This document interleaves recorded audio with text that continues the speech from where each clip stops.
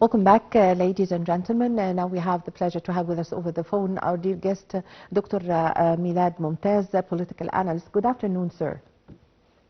Good afternoon, ma'am.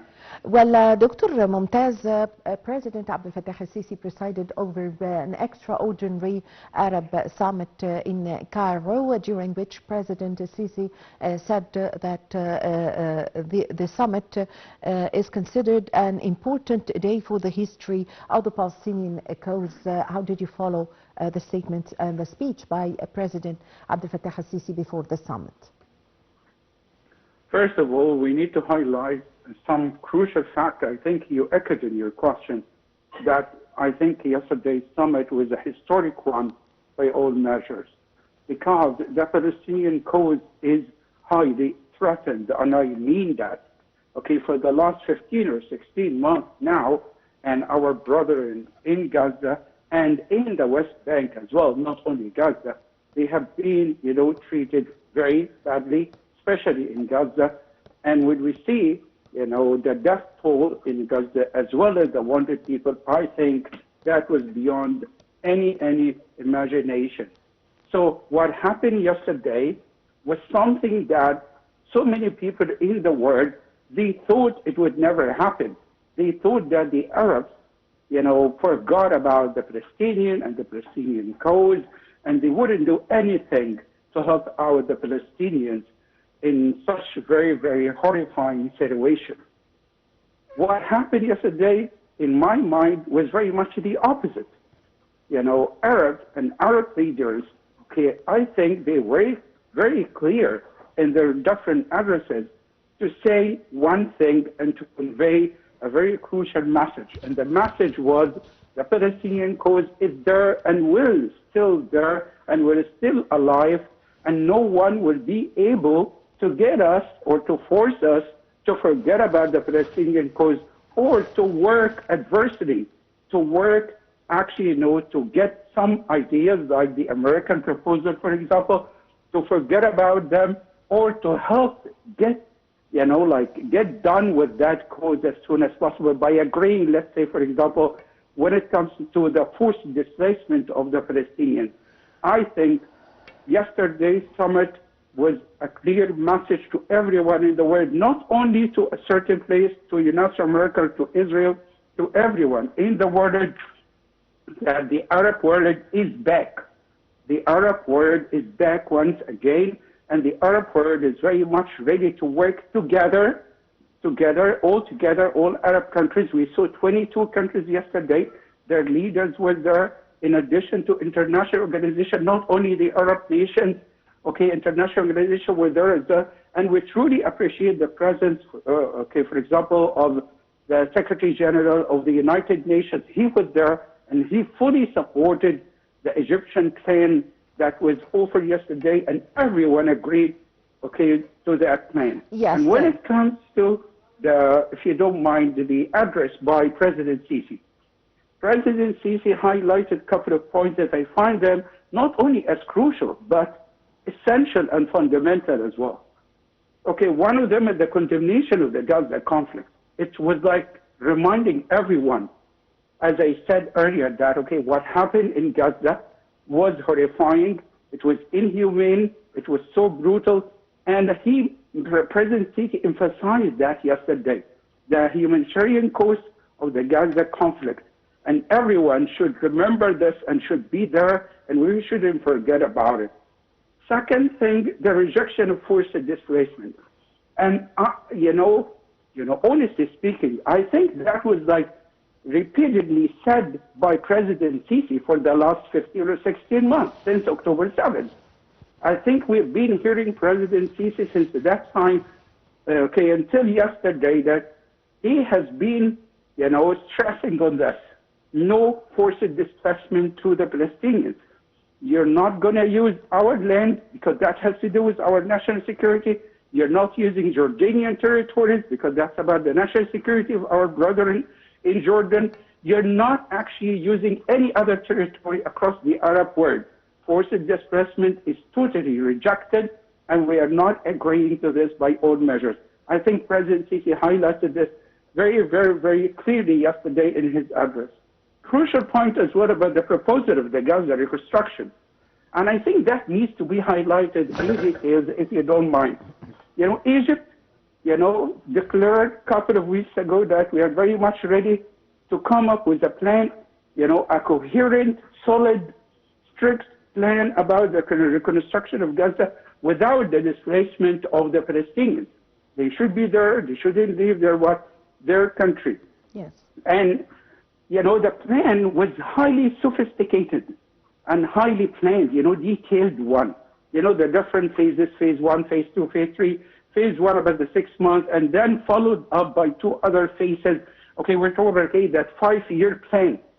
Okay, and then even the Egyptian plan specifically mentioned, you know, the amount of money, the fund needed by this.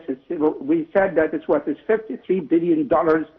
And even, you know, we're very clear about, okay, you know, about the maps, about the equipment needed, about, you know, the, okay, photographs, okay, AI-generated photographs of everything about, okay, how Gaza would be like in a couple of years from now. So this is like a visionary, positive, you know, plan that doesn't go against, you know, international human rights by all means or international law by all measures. Yes. You know, a very controversial issue about the Egyptian plan as well was to stress on, you know, the, okay, Palestinian sovereignty. And this is crucial as well, that Palestinians would be there to rule Gaza themselves. Yeah, Egypt would be overseeing this, okay, but they would be there to rule Gaza. I think these were the most important points mentioned by President Sisi yesterday. Yes. Yes, Dr. Momtaz, also President Sisi thanked the Arab leaders for supporting Egypt's plan, of course, for the reconstruction of Gaza, and also supporting Egypt's idea of against the displacement of the Palestinians. And earlier, the Arab leaders adopted an Egyptian reconstruction plan for Gaza that would cost $53 billion and avoid the displacing of the Palestinians from the enclave. How did you follow also the speeches by the Arab leaders yesterday? I think, you know, yesterday, as I said earlier, that it was a crucial one because most of the addresses by the Arab leaders, I think they had, you know, they echoed, you know, basic messages. Most of the addresses, I wouldn't say all, but most of addresses stressed on a couple of points that I find it very crucial, as I said. One of them that I think all leaders emphasize, that no displacement of the Palestinians. I think this kind of unifying message is very crucial yesterday. All leaders stressing one thing as one word, everyone would say it was a stress on that we are not forgetting about the Palestinian cause. You know, and something else that was mentioned yesterday by all leaders, that Palestinian rights are there. Okay, those people, they have basic rights according to international law. The international law supports, you know, the Palestinian rights.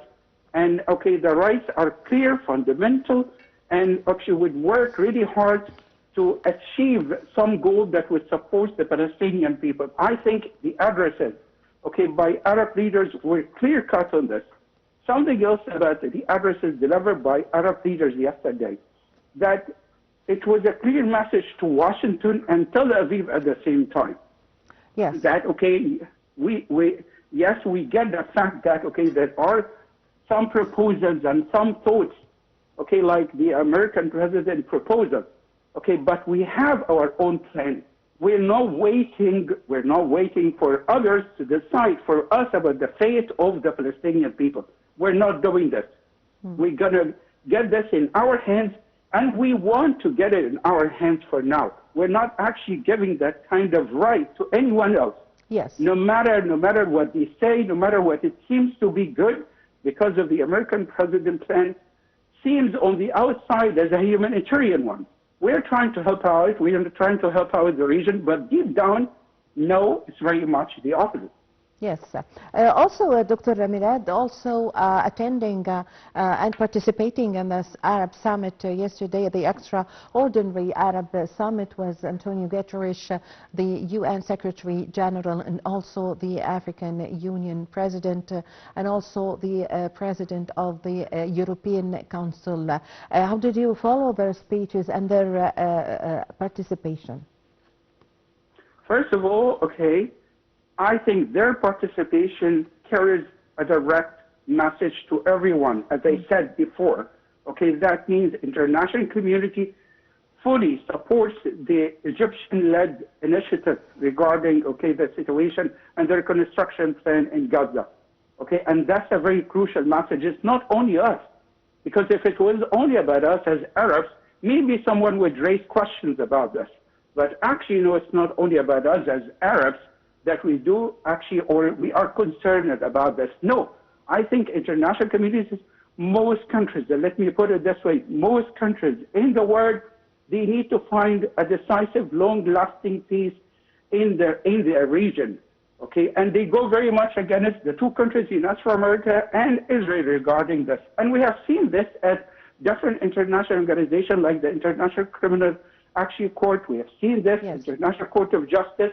We have seen this as well, that only two countries. And of course, at the Security Council, we shouldn't forget about this. And let me mention something very crucial regarding your question. You know, the Secretary General and his attendants, we should remind everyone that Israel, you know, more than once told, okay, the Secretary General that you should leave your post. We have reached that kind of level to raise doubts about the most important international organization in the world, the United Nations.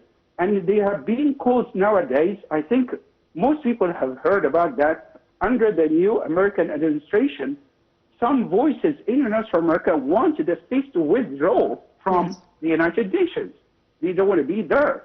Can we imagine that, okay, we've talked about this, and some people actually, they support this kind of talk or this kind of action.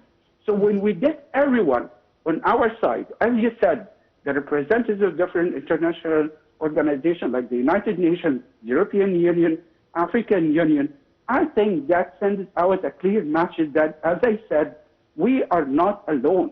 yes. We have to move all together as international community, no matter what. Yes, I thank you very much for your time. Thank you for your valuable information, Dr. Milad Momtaz, political analyst. I really had the pleasure to have this phone with you, ladies and gentlemen. A short break, and I'm going to be back with you.